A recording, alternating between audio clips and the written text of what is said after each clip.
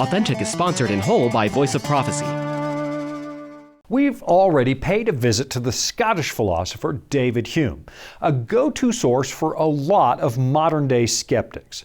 But I don't think I'm quite finished with his philosophy yet. So here we go again on today's edition of Authentic. Welcome to Authentic. Shawn Boonstra explores real existential questions about the meaning of your life and how you can live a genuine human existence. Listen every week right here on this station or on your favorite podcatcher. Here's Shawn with this week's episode of Authentic. I think this week we're going to take another look at David Hume because for some people he seems to be the paragon of skepticism when it comes to Christians and the faith we place in the words of the Bible. And in particular, I think I want to revisit his famous essay about miracles because he seems to be of the opinion that believing in the miraculous somehow makes you a less intelligent person. Now, just before I kick the ball down the field, I should probably disclose my own point of view on miracles because I happen to believe that even without miracles, there are still a lot of reasons to consider the Christian faith. My faith in the existence of God and the divine inspiration of His Word does not depend on the existence of miracles. In fact, the Bible contains a number of clear warnings that sometimes just relying on the evidence of our senses is not enough. It can deceive us into believing something that, well, just ain't so. So, with that disclaimer, let's get started on our study. And for a little bit, it's going to feel like I'm nitpicking because I'm going to carefully parse some of the language that Hume uses in the first 2 pages of his essay. And given the time constraints we have, I'm probably going to have to leave the bulk of the essay untouched. And the reason I'm doing that is because Mr. Hume presents some assumptions at the top of this work that I think should be examined very carefully because, at least from where I sit, they're nowhere near as bulletproof as some people seem to think they are. And if we discover that his starting assumptions might not be true, well, let's just say the rest of the essay starts to fall apart like tissue paper in the rain. He begins by discussing the writings of Dr. John Tillotson, who was the Archbishop of Canterbury near the end of the 17th century. Back in 1684, Dr. Tillotson wrote something he called Discourse Against Transubstantiation. Now, just in case you're not familiar with transubstantiation, it's the belief that the bread and the wine that churches use in the communion service are quite literally changed into the actual flesh and blood of Christ. And if the evidence of your senses is telling you that it's still just bread and wine because it looks like bread and wine, and it feels like bread and wine, and it tastes like bread and wine, well, proponents of transubstantiation would tell you, you're just wrong. Dr. Tillotson, who did not believe in this doctrine, argued that the reason it appears to be bread and wine is because it actually is. So, David Hume picks up on that discussion because he was an empiricist. And he argues that the evidence of your senses is all you have to go by in this world. He said that the testimony of other people is a weaker reason to believe than the things you personally see, hear, smell, touch, or taste for yourself. So, really, if you think about it, Hume places his own personal experience over the personal experiences of other people. And to a point, I actually think he's right. In most cases, personal experience certainly leaves a stronger impression than a story you hear from somebody else. But at the same time, I do have to ask myself what life would look like if we took Hume's assumptions out of the world of religion and applied them to the rest of our lives. I mean, what would it be like if we always insisted that we had to experience something in order to believe it? And wouldn't you know it, there's a story in the Bible that actually raises that very question. And it actually pertains to the resurrection of Christ, the central miracle of Christianity, which, of course, David Hume rejected. And in this story, it's almost as if the Bible is anticipating Mr. Hume's insistence on strict empirical methods. It's usually called the story of Doubting Thomas, and it's found over in John chapter 20, shortly after the resurrection of Christ. And it says this, "And after 8 days, his disciples were again inside, and Thomas with them. Jesus came, the doors being shut, and stood in the midst and said, "Peace to you." Then he said to Thomas, "Reach your finger here and look at my hands, and reach your hand here and put it into my side. Do not be unbelieving, but believing." And Thomas answered and said to him, "My Lord and my God." Jesus said to him, "Thomas, because you have seen me, you have believed. Blessed are those who have not seen and yet have believed." Now, I know a lot of people are going to find that story unsatisfying because, as a general rule, smart people do not take other people's words at face value, particularly if they're trying to build a working model for life and trying to decide how best they should live. And of course, over the last 2,000 years, especially during the medieval period, there have been far too many cases where the church just told people to accept what they were being taught because we said so. It's a formula that occasionally works with toddlers, but not so much with the rest of us. So, of course, when history suddenly carried us into the Protestant Reformation and then the Enlightenment, there were a lot of people who rightfully argued against the idea that we should just accept ideas because somebody happens to be wearing a bishop's mitre. Sometimes, people discovered, the bishop was making stuff up in order to maintain power. Maybe the most famous example we have is the donation of Constantine, a forgery drafted in order to make it appear as if the Roman emperor had personally given the church permanent temporal power over the territory of Western Europe. It was a document that was made up for the sake of clinging to power. And it's hardly the only example. The medieval period tragically provides us with all kinds of clerical fictions, like the story the church was circulating about a guy who was plowing his field on a Sunday and had his hand divinely fused to the plow as a punishment from God. It was obviously fiction designed to keep the peasants in line. So, I would argue that yes, Hume's brand of skepticism is really very useful when it comes to assessing the world of religion because, well, religion has this tendency to attract a boatload of charlatans. But now, let's just push that to one side for a moment and think about doubting Thomas. Because this wasn't a story written 1,000 years after it happened. It was preserved by the people who were actually there, the people who knew Thomas, and they had firsthand knowledge of the life and ministry of Christ. And what the Bible gives us is a story about a strict empiricist who demanded to see the evidence for himself. And by 21st century standards, that's a completely noble thing to do. It makes sense. And it's probably what I would have done. But what Jesus says to Thomas is something we really ought to consider. You're not always going to have personal sensory input to help you affirm things. Now, let's read a little bit from Hume's essay on miracles, and I'm going to pick on one single word here. He says, "It is acknowledged on all hands," says that learned prelate, he's talking about Dr. Tillotson, "that the authority either of the Scripture or of tradition is found merely in the testimony of the apostles, who were eyewitnesses to those miracles of our Savior by which he proved his divine mission." So let's explore that one word, merely, because it was deliberately put there to underline a point. Hume believed that personal experience is almost always stronger than evidence from someone else's testimony.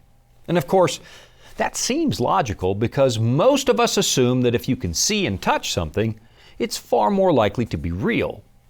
But then ask yourself this: what would it take for you to personally affirm that any historical event ever happened? You know what it would take? It would take the invention of time travel. And the truth is that a lot of historians would be delighted to have the kind of detailed account we have for Jesus when it comes to almost any other historical figure. We have lots of material about Jesus, but I get the feeling that skeptics reject it sometimes because it was written by people who liked him. And of course, eyewitness testimony can be faulty, but it's far from useless. And I'll be right back after this. Life can throw a lot at us. Sometimes we don't have all the answers. But that's where the Bible comes in. It's our guide to a more fulfilling life. Here at the Voice of Prophecy, we've created the Discover Bible Guides to be your guide to the Bible. They're designed to be simple, easy to use, and provide answers to many of life's toughest questions. And they're absolutely free. Sign up at BibleStudies.com today and start your journey of discovery. This is Authentic with Shawn Boonstra and the Voice of Prophecy. David Hume's insistence that we need to assess everything for ourselves using the evidence of our senses has a few obvious problems, not the least of which is the unreliability of sensory input and the unreliability of our memory. Let me use an example I've used in the past, which comes from the life of Ayn Rand, who called herself an objectivist and insisted that her perception of the world was always 100% accurate.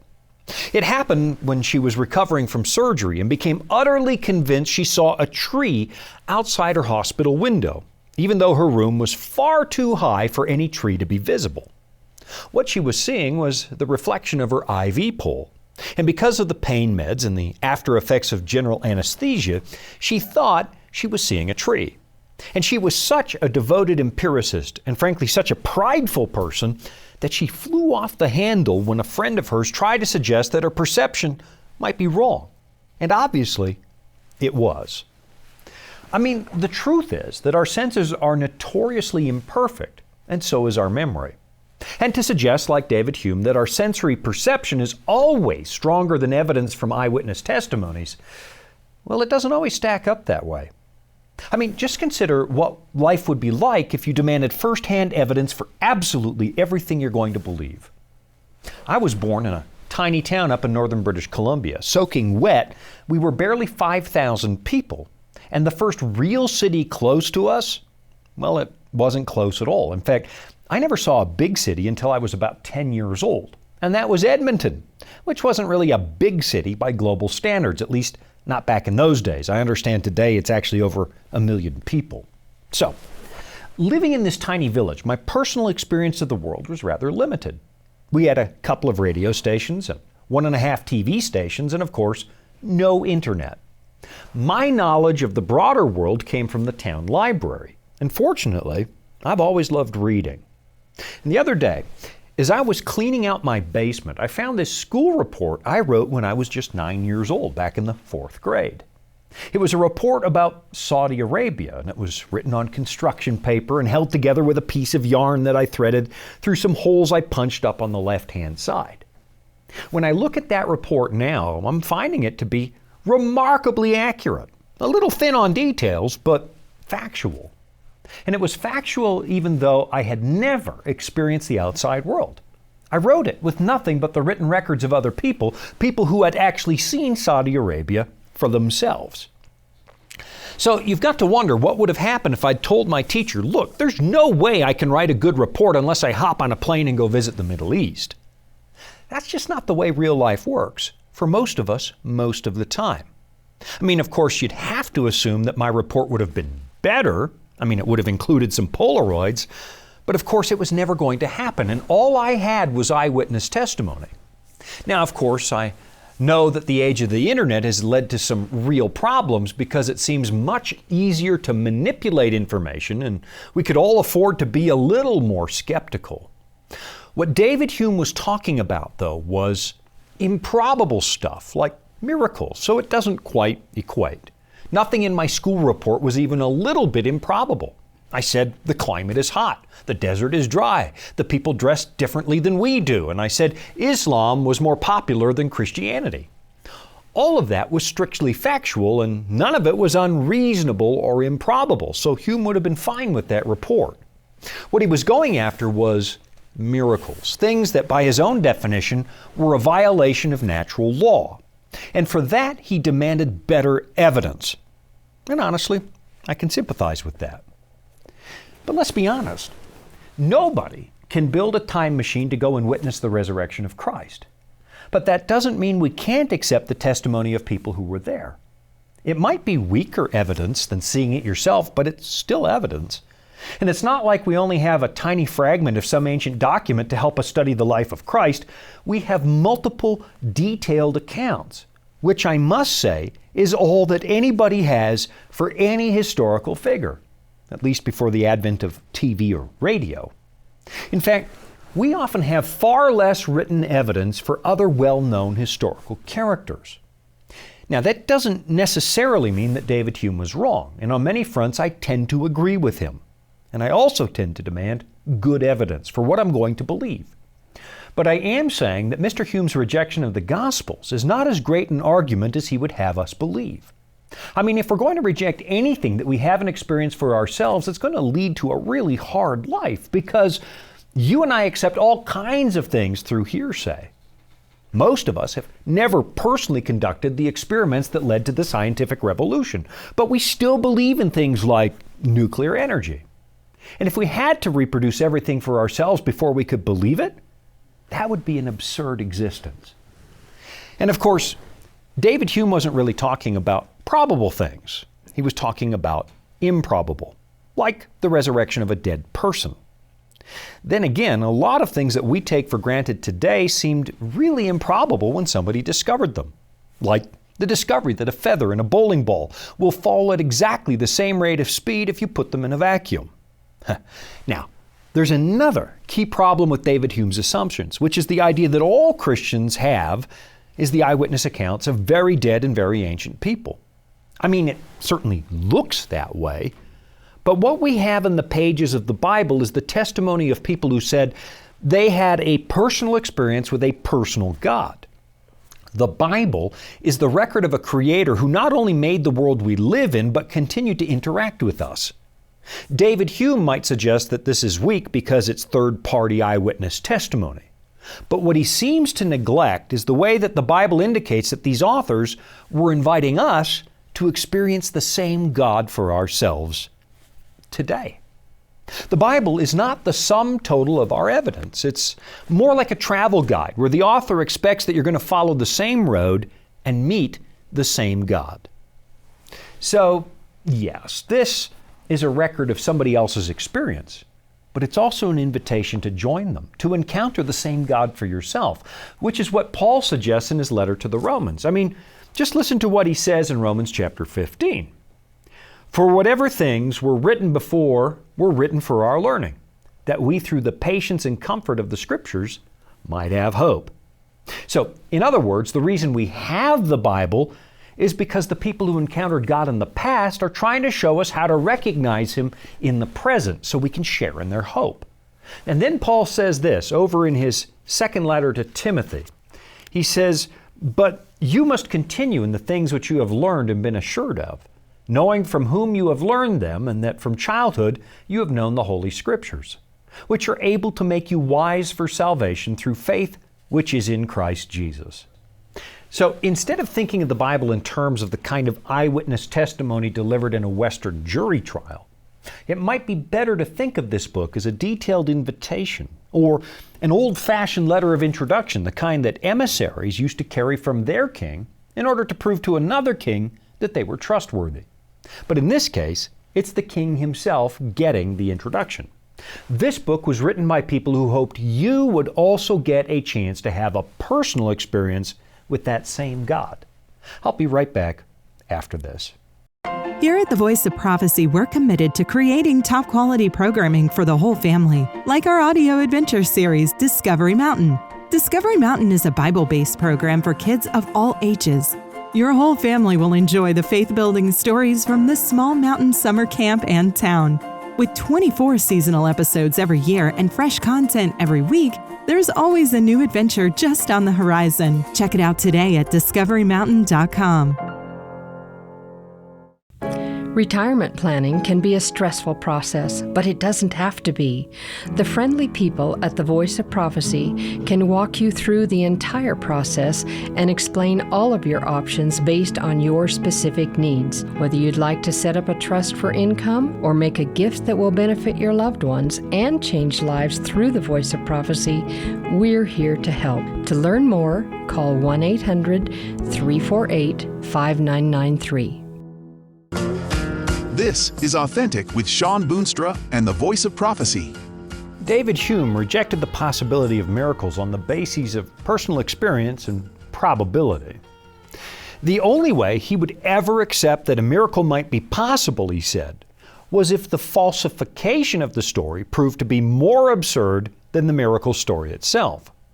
And by doing that, I think he was trying to lock himself away in a little corner of the philosophical universe where he could avoid ever having to deal with the idea of a personal God ever again. But as I was suggesting right before the break, the Bible is not simply eyewitness testimony, the way that somebody at, say, Waterloo would have recorded their personal recollections of Napoleon. Those kinds of records are simply history, and there's no expectation that you're ever going to meet Napoleon for yourself. But the authors of the Bible were people who knew that their readers, or maybe more accurately, their listeners, they were going to be able to meet that same Creator God. So they left us a guidebook that points us in the right direction. It enables us to actually discern the face of God. But then when we do encounter God, there's another problem that often emerges. Most of us have a mental image of what God is supposed to be like, whether we got that from books or TV shows or from a Sunday school class. But then when we're suddenly faced with the reality of God, and He doesn't match our preconceived expectations, well, a lot of people will then tend to reject the experience. In fact, when they hear something about God that doesn't quite resonate with what they've previously understood, sometimes you'll hear them say, "That's not what my God is like." But if God is real and He's a personal God, an honest-to-goodness, real sentient being with emotions and character traits, well, why in the world would we expect Him to conform to the models we create in our minds? I mean, think about all your intimate relationships. If your spouse or one of your friends always did and said exactly what you expected, well, you'd start to suspect that you were dealing with a bot and not a human being.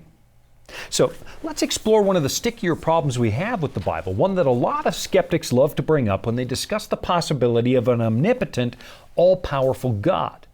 It's the rather stark record of wartime violence that you find in the Old Testament. Now, I'll be the first to admit, at a brief glance, it looks like God is advocating for cold-blooded genocide. And it's not an easy subject. And I promise you, you're not going to figure this out with a 5-minute study. In fact, I've been studying it for years, and I think I have found some answers, but I'd be lying if I said I understood it all. What tends to happen is that people will read a brief and violent account and they experience a bit of cognitive dissonance because in their minds, God should always be gentle and He should never encourage any kind of violence for any reason under any circumstance. But then you need to ask yourself, why do I think that? I mean, yes, it's true, God hates pain and suffering, and so do I. And I would never want to cause bodily harm. But then again, what would I do in a home invasion where somebody clearly intends to do my family serious harm? At that point, what exactly are my options? Should I ask them, don't do it, very politely, and then stand by while they slaughter my family? Or do I intervene and do what it takes to stop them? Now, that's not a perfect example because obviously I'm not God and I'm certainly not omnipotent or all-knowing. But if I'm honest about it, I can think of a dozen reasons why I might have to step out of character to mitigate evil. So then I have to ask myself how God could, 1, preserve our free will, which grants us the ability to love, but then 2, at the same time, somehow keep evil in check. Many people assume that when God says, go into that village and don't you leave any survivors, that He was terminating perfectly innocent people. But maybe, in a world where religious wingnuts fly airplanes into office towers and nobody's ever going to talk them out of doing it, well, maybe there are cases where eliminating the threat might be the only option. Sometimes terminating the terrorist is the only option you've got. Now, believe me, I understand that I'm opening a can of worms and I only have a few minutes left, so let me summarize it like this. You and I run into serious problems when we expect a personal God to be exactly like us. And honestly, I think that was one of the problems that Hume had. He set his own personal standards for assessing the nature of reality, and then he demanded that God fit his criteria. He creates a personal concept for what God should be like, and then complains when He's not. So here's what I think. Personally, I think David Hume was making himself the supreme arbiter of truth, even if he says otherwise. If he didn't see it or taste it or feel it, he said it couldn't be real. He was judging what was probable based on personal experience. Years ago, I was camping in the wilderness with some friends, and I mean the remote wilderness. We drove as far as we could down a fire road, and then we packed our canoes and gear into the forest for another 2 miles, and then paddled 5 hours into the middle of nowhere. My idea of paradise.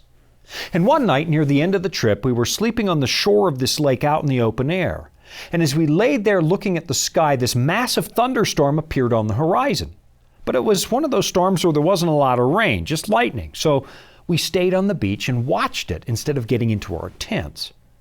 And I got to tell you, it was spectacular. But it was just getting started because suddenly the clouds parted right over the lake, creating this hole in the storm. And even though it was summer, the northern lights suddenly appeared, and they were as bright as I've ever seen. So now we had a ring of lightning with the northern lights in the middle, and all of it was reflected on the surface of the lake.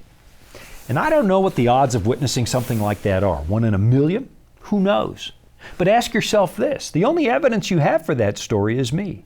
But what are the odds I'm lying? Of course, it's possible I'm lying, but what reason would you have to doubt it, even though you might never see something like that as long as you live? So is it likely to be false just because you didn't see it? I'll be right back after this. Dragons, beasts, cryptic statues. If you've ever read Daniel or Revelation and come away scratching your head, you're not alone. Voice of Prophecy's free Focus on Prophecy guides are designed to help you unlock the prophetic mysteries of the Bible and deepen your understanding of God's plan for you and the world around you. You can study online or request them by mail. Visit BibleStudies.com and start bringing prophecy into focus today. Welcome back. It's Authentic with Shawn Boonstra and the Voice of Prophecy. All right, I'm running out of time and I've barely gotten started. And of course, all we did was look at 2 pages of Hume. But what I'm hoping is that I've given you just enough to start questioning some of his assumptions.